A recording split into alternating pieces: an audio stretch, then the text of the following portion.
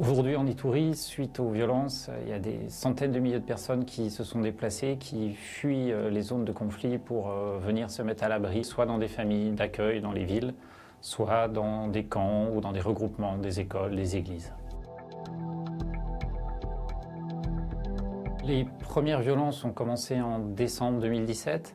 Et puis après on va dire une petite accalmie en janvier, ont surtout flambé en février de cette année.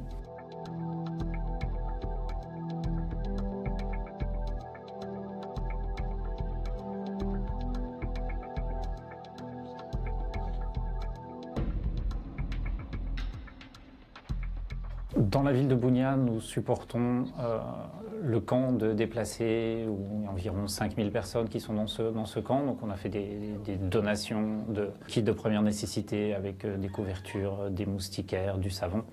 Et puis nous supportons aussi l'approvisionnement en eau de ce camp. On construit des latrines, des douches pour l'hygiène. À Bougna, on fait aussi un support direct sur 3 centres de santé. Donc on a rajouté du personnel, infirmières, sages-femmes, psychologues, pour pouvoir traiter ces déplacés.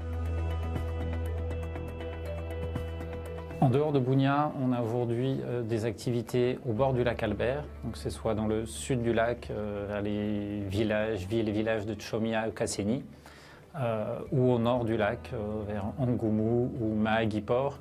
Et dans ces endroits, on a une attention très particulière sur le choléra, puisqu'il y a des cas de choléra. On sait qu'il y a une épidémie de choléra qui a eu lieu en Ouganda, juste en face.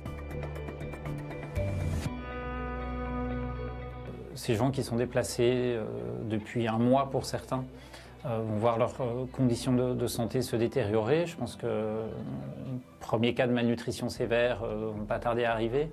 Le potentiel d'épidémies comme la rougeole, le choléra est très important.